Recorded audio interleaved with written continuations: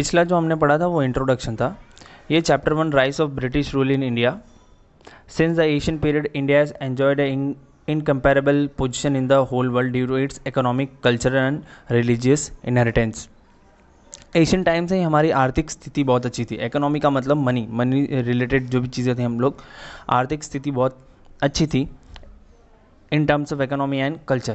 Due to the economic prosperity and cultural inheritance, people from different nations of the world came to India. Economy बहुत अच्छी थी, इस वजह से अलग अलग लोग दुनिया में आने लगे। बाहर से सब लोग कहाँ पर अट्रैक्ट हो रहे थे? इंडिया की तरफ पे।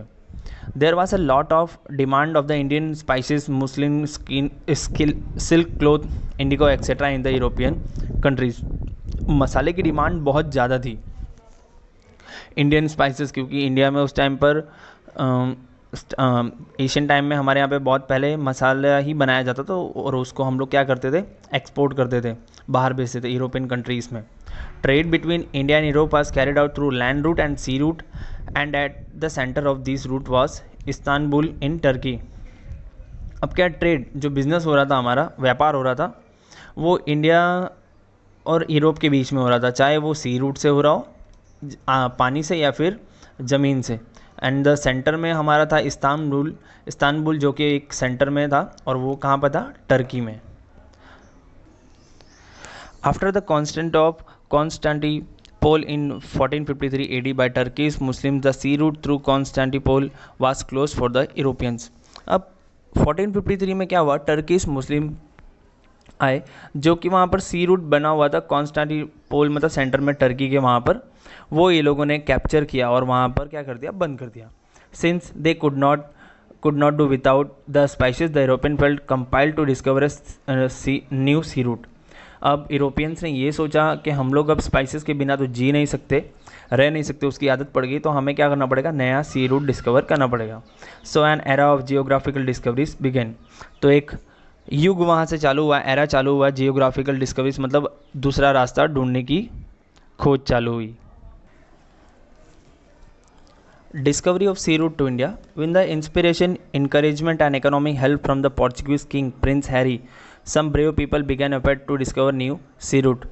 इंस्पिरेशन, encouragement बहुत किया गया। एक पोर्चुगीज़ किंग थे प्रिंस हैरी, उन्होंने पैसे बहुत मदद किए, और उन्होंने पैसे की मदद की, उन्होंने बोला कि नया सी रूट कोई भी डिस्कवर करके दे। तो पैसे, आर्थिक स्थिति, एनकरेजमेंट बहुत प्रिंस की तरफ से मिला, प्रिंस हैरी की तरफ से। तो कुछ लोग आगे आए, हिम्मत वाले, उन लोगों ने सी रूट फाइंड आउट करने का ठाना। Many great man tried to discover new sea route to India. Sea route बहुत सारे लोग आए ढूंढने के लिए, namely Bartholomeu Dias who discover the Cape of Good Hope. Bartholomeu Dias ने डिस्कवर क्या किया? Cape of Good Hope. With the economic assistance from the King of Spain, Christopher Columbus began his adventure. अब economic assistant जो थे Spain के राजा थे, उन्होंने भी मदद करना सोचा कि सी रूट डिस्कवर करना है, तो उसकी वजह से कौन आ गया है? Christopher Columbus. उन्होंने वहाँ से न्यू सी रूट ढूंढना चालू किया, which again came to stop at an island presently known as West Indies, situated in the Atlantic Ocean. उन्होंने एक नया रास्ता ढूंढा जो कहाँ पर जाकर ख़त्म होता था? वेस्ट इंडीज़ में। और वेस्ट इंडीज़ कहाँ पर सिचुएटेड था? अटलांटिक ओशियन में। Columbus, who had believe throughout his life that he had discover a new sea route to India, had actually discovered a new land. अब Columbus क्या बोलते थे कि उन्होंने एक नया रास्ता तो ढूंढा है जो कि शायद इंडिया है, और एक नई जगह ढूंढी है, उन्होंने नया लैंड ढूंढा है। Since this clarification was made by Amerigo Vespucci, this new land began to known as America. और वो लैंड एक्चुअल में इंडिया नहीं था, वो क्लैरिफिकेशन किसने दिया? अमेरिगो वेसुपुसी ने। उन्होंने बताया कि जो कोलंबस ने ढूंढा था वो इंडिया नहीं था, वो क्या था? अमेरिका था। The Portuguese sailor Vasco da Gama discover the sea route to India in 1498। और 1498 में किसने ढूंढा? पोर्चुगीज सेलर जो थे, पोर्चुगीज से आए हुए थे, वो वास्को डी गामा नाम था उनका, उन्होंने ढूंढा था। When he reach Calicut in the western coast of India, he was welcome by the king Zamorin and allow to carry out business there. जब वो सी रूट के थ्रू वेस्टर्न कोस्ट की तरफ पहुँचे, कैलकट में, जो आज हम कोलकाता बोलते हैं, कैलकट में पहुँचे, तो वहाँ पर किंग जमोरिन ने उनका वेलकम किया और बिज़नेस वहाँ से आगे बढ़ाने का मौका दिया उनको। Thus, this is considered as an important event in the world as the opened the doors for the other European to come to India. और ये बहुत बड़ा अचीवमेंट था उनके लिए और बहुत बड़ी इवेंट थी कि वर्ल्ड पूरे के पूरे वर्ल्ड का दरवाज़ा खुल गया था कहाँ पर आने के लिए, इंडिया आने के लिए, और यूरोपियंस को अपना बिजनेस करने के लिए भी मौका मिल चुका था. अब नया टॉपिक है arrival of Europeans to India. अब यूरोपियंस इंडिया में है. The Portuguese were the first to arrive in India for trade after the discovery of the sea route to India. India में सबसे पहले कौन आया बिजनेस करने के लिए? पोर्चुगीज, जिसको हम पोर्चुगल और पुर्तगाली लोग बोलते हैं, उन्हें बोलते हैं Portuguese. With Spain 100 years, the Portuguese took control of several territories like Diu, Daman, Goa, Cochin, Malacca, etc. 100 साल पूरे के पूरे ख़त्म हो गए थे तब तक इन्होंने क्या क्या कर लिया? इंडिया की कुछ टेरिटरीज के ऊपर अपना कब्जा कर लिया था. Due, Daman, Goa, Cochin, Malacca etcetera. Inspired by the Portuguese success in trade, the Dutch and the Danish arrived in India for trade. Portuguese को देखा, पोर्चुगीज़ इंडिया आ गए. उसके बाद इन लोगों ने क्या किया? डच भी आए जो कि हॉलैंड से आए थे, और डेनिश जो आए वो कहाँ से आए थे? डेनमार्क से आए थे. तो याद रखना, पहले सबसे पहले कौन आया था? Portuguese, then Dutch, then Danish. The English traders establish the East India Company to carry out trade with India. अब इंग्लिश ट्रेडर्स आना चालू हुए जो कि ईस्ट इंडिया कंपनी उनको एस्टेब्लिश करनी थी. कहाँ पर? इंडिया में. In 1600 AD में when Queen Elizabeth of England gave the permission to East India Company to carry out trade with the eastern countries, the first ship under the leadership of Captain William Hawkins arrived in सूरत. और queen Elizabeth की permission मिलने के बाद England से वो लोग सब लोग ईस्टर्न कंट्रीज़ की तरफ बढ़े ट्रेड करने के लिए, जो कि कहाँ पर आना था? इंडिया में. इंडिया में पहला उनका शिप आया, किसके अंडर? शिप लीडर के अंडर में आया, कैप्टन विलियम हॉकिंस के अंडर में. और वो कहाँ पर आया? पहले सूरत में. But due to the dominance and opposition from the Portuguese they were not allowed to establish their trade there. क्योंकि पहले से पोर्चुगीज़ का दबदबा था इंडिया में, और वो सूरत पे ही यहाँ पे ही रहते थे इंडिया में, तो उन लोग का दबदबा था, उनका बिजनेस चल रहा था, तो उन लोगों ने डरा धमका कर और पूरा डोमिनेंस था तो उनको वहाँ पर अंदर आने नहीं दिया. But finally the East India company got the permission from the Mughal Emperor Jahangir, and thus the British East India Company established its first trade कोठी in सूरत in 1613. और जैसे ही उनको परमिशन मिल गई, जहांगीर ने ईस्ट इंडिया कंपनी को 1613 में permission दे दिया और उनको क्या कर दिया? एस्टेब्लिशमेंट का मौका दे दिया. तो उन्होंने सूरत में, कोठी में सबसे पहले 1613 AD में उन्होंने अपना क्या बनाया? East India company. Initially the company establish it's trade centres in Surat, Bharuch and Ahmedabad. और इन्होंने अपने अपने सेंटर्स कहाँ पर बनाए? सूरत, भरूच एंड अहमदाबाद. पहले हमारा सी लेवल बहुत बड़ा था, इसीलिए सूरत में इतनी बड़ी बड़ी शिप्स आकर रुकती थी. अभी तो पानी कम हो गया.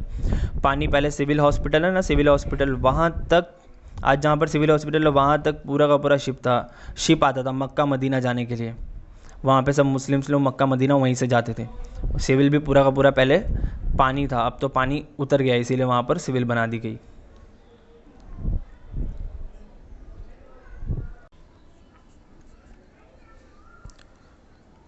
सूरत, भरूच एंड अहमदाबाद में ट्रेड सेंटर्स एस्टेब्लिश कर दिए थे ईस्ट इंडिया कंपनी ने. But due to the strong presence of Marathas in this region the company sense danger to its existence and hence move towards the south. अब क्या हुआ कि ईस्ट इंडिया कंपनी को लगा कि यहाँ पे मराठास की प्रेजेंस बहुत ज़्यादा है ये सब एरियाओं में, तो हमारी एक्सटेंस मतलब बहुत खतरे में है हमारी कंपनी, शायद ही यहाँ पर चल पाएगी. तो वो लोग सब लोग कहाँ पर मूव करने लगे? धीरे धीरे साउथ की तरफ. एंड इस direction where they set up their centres in Machilipatnam, Saint George and Fort William. वहाँ पर सब इन लोगों ने क्या बना दिया? पूरा का पूरा सेंटर्स वहाँ पर एस्टेब्लिश कर दिए, ना कि सूरत, भरूच और अहमदाबाद करके. Mumbai become their headquarter in 1687 AD. और मुंबई को क्या बना दिया उन लोगों ने? मेन हेडक्वार्टर्स बना दिया ईस्ट इंडिया कंपनी का. The French East India company arrived in India for trade in 1668 AD. ये फ्रेंच ईस्ट इंडिया कंपनी है, वो ईस्ट इंडिया कंपनी थी. ईस्ट इंडिया कंपनी कब आई थी? 1613 में. और हेडक्वार्टर्स कब बनाया उन्होंने मुंबई में? 1687 में. Okay. French East India Company आई 1668 में and eventually set up their trade centres is Mahe, Karaikal, Pondicherry, Chandernagore, Machilipatnam et cetera. यहाँ पर सब फ्रेंच ईस्ट इंडिया कंपनी ने एस्टेब्लिशमेंट कर दिए, अपने सेटअप्स कर दिए बिजनेस के। In the 18th century the English and the French were constantly busy establishing their rule in the entire world and conquering more territories. English East India Company and French East India company दोनों इतने busy हो गए थे कि conquer अपने अपने power बढ़ाने में लगे हुए थे और टेरिटरीज को कैप्चरिंग करना जारी रखा था ये दोनों ने। Between 1746 and 1763 there were 3 Mysore wars between the French East India Company and the British East India Company in India. अब 1746 से 1763 बीच में इन्हीं बीच में 2 ईयर्स के बीच में क्या हुआ था, फ्रेंच ईस्ट इंडिया कंपनी और east India company Mysore war हुए थे, 3 वॉर। कंपनी लॉस्ट और जो कंपनी थी हार गई थी, thus making easy the expansion of the British East India company. Thus at the end of the battle for power the Portuguese where left. अब क्या है, इन सब लोग हार गए थे तो इस वजह से पोर्चुगीज क्या हो गई, लेफ्ट हो गई with Diu, Daman, Goa, while French had their centers at Chandranagar, Mahi, Karikal and Pondicherry. Meanwhile, the Dutch had to leave forever. और पोर्चुगीज हार गया था बैटल में, तो इन लोगों ने सब ड्यू, दमन सब कुछ कैप्चर कर लिया था। उसके बाद लास्ट में जो डच थे, डच हमेशा के लिए गायब हो गए। जब उन्होंने देखा कि हम यहाँ पर जीत नहीं पाएंगे, सर्वाइव नहीं कर पाएंगे, तो यहाँ से जाना ही वो लोगों ने अच्छा समझा। Our new topic is battle of Plassey. Sirajuddaula was ruling over Bengal. ये बंगाल में रूल कर रहे थे। Due to his impulsive nature he had some opponents in his state. अब क्या, इनका व्यवहार थोड़ा अजीब था, बहुत ख़राब था, बहुत जल्दी गुस्सा हो जाते थे, इसीलिए इनके ओपोनेंट्स इनके ही स्टेट में ही थे। During this period the British East India Company built a fortress around the trade centre in Kolkata on pretext of security reason. अब क्या, बंगाल के कोलकाता के अंदर इन लोगों ने, ब्रिटिश ईस्ट इंडिया कंपनी ने एक फोर्ट्रेस बना दिया। फोर्ट्रेस का मतलब होता है उनकी जो कंपनी थी उसके आजू बाजू से वॉल बना दे या फिर सैन्य पूरे का पूरा पहरेदारी कर दें, तो वहाँ पे बना दिया without taking the permission of the nawab. Nawab की परमिशन नहीं ली। नवाब कौन थे, सिराजुद्दौला थे। तो उन्होंने परमिशन नहीं ली तो उनको बहुत अजीब लगा और गुस्सा आया। तो but Nawab Sirajuddaulah destroyed the fortress, और उन्होंने फोर्ट्रेस पूरा का पूरा क्या कर दिया, डिस्ट्रॉय कर दिया। When this news reach Madras जो कि चेन्नई में था, ये न्यूज़ पहुंची चेन्नई में। A small army of the company lead by Robert Clive reach Bengal in order to help the Kolkata trade centre. अब मद्रास से छोटी सी एक आर्मी, स्मॉल आर्मी लेकर रॉबर्ट क्लाइव लेकर आए बंगाल, कोलकाता में आए, कोलकाता ट्रेड सेंटर के पास, कि ये फोर्ट्रेस नवाब ने तोड़ दिया है तो कुछ ना कुछ तो एक्शन लेना पड़ेगा। In spite of the army of the East India Company began strong, they realized that it was not easy to defeat the Nawab's army. और आर्मी एक्चुअल में जो ईस्ट इंडिया कंपनी की जो पावरफुल थी, British East India company की, लेकिन उनको ऐसा डर था कि शायद ये नवाब के सामने ये आर्मी टिक नहीं पाएगी, तो उन्होंने अटैक नहीं किया। So Robert Clive resorted to treachery. Robert Clive ने एक चाल चला, उन्होंने गेम खेला कि एक गेम खेलते, एक conspiracy was planned in order to defeat the Nawab, in which the Nawab's commander-in-chief Mir Jafar and Seth Amichand were coaxed to join. अब उन्होंने एक प्लान बनाया कि क्या करते हैं, नवाब के जो चीफ हैं मीर जफ़र और अमीचंद, इन दोनों को अपने में मिला लेते, अपने साथ हाथ मिला लेते, इनको अपने अंदर ले लेते हैं। On the pretext that nawab is unnecessary harassing the people, a war was declared at a ground near a village name Plassey. तो चीफ मीर जफ़र और सेठ अमीचंद को इन लोग अपने साथ ले लेंगे तो उनको हराना ईजी हो जाएगा। तो नवाब ऐसा बोला कि नवाब वहाँ के पब्लिक और पीपल लोगों को क्या कर रही है, बहुत हैरेस कर रही है, इसीलिए हम उसको क्या करने जा रहे हैं, मारने जा रहे हैं। और एक गांव के नज़दीक, गांव था एक नज़दीक में, उसका नाम था प्लाजी, वहाँ पर ही बैटल ऑफ प्लाजी चालू हुई। The battle of Plassey was fought on 23 June 1757। 23 June 1757 AD में, ये IMP है, कब फॉट हुआ था वो battle of Plassey. The battle field of Plassey situated 38 kilometre from Murshidabad, West Bengal. Murshidabad से बैटल ऑफ प्लाजी कितना दूर था, वेस्ट बंगाल से 38 किलोमीटर था। फ्रॉम मुर्शिदाबाद से 38 किलोमीटर दूर था battle of Plassey. According to the plan Mir Jafar lost the battle, और प्लान के हिसाब से मीर जफ़र क्या हो गए, लॉस्ट हो गए बैटल से। सिराजुद्दौला वाज डिफीटेड, और सिराजुद्दौला क्या हो गए, defeat due to Robert Clive treachery, क्योंकि वो रॉबर्ट क्लाइव ने जो चाल चली थी वो सक्सेस हो गई। The battle of Plassey ended in just half a day, आधे दिन के अंदर अंदर क्या हो गए, बैटल ऑफ प्लाजी खत्म। The company as a result got a free hold over 24 Parganas. अब क्या है, कंपनी को फ्रीली पूरा का पूरा बंगाल मिल गया था, और 24 परगनास जिसके ऊपर राज किसका चलता था, रूल किसका चलता था, नवाब का। Mir Jafar was made the Nawab of Bengal, और उसी टाइम उनको नवाब बंगाल का नवाब किसको बना दिया गया, मीर जफर को। Thus the foundation of the company's rule in India was laid with Battle of Plassey in 1757, और 1757 में पूरे के पूरे इंडिया पर अब राज किसका हो गया था, company rule, east India company का।